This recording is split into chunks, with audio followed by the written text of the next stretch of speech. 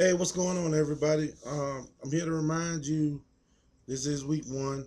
It already started. Some of y'all already hit me up with the comments of forgetting to set your lineup for Thursday's game, and I know it's more to come.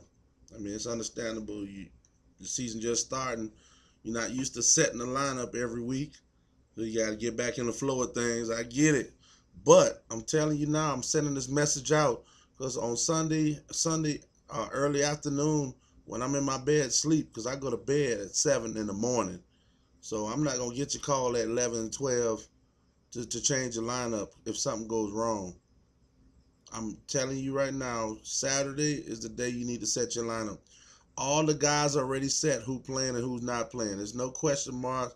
Maybe it's one or two here and there, but those guys ain't even really significant players. So you know who's playing.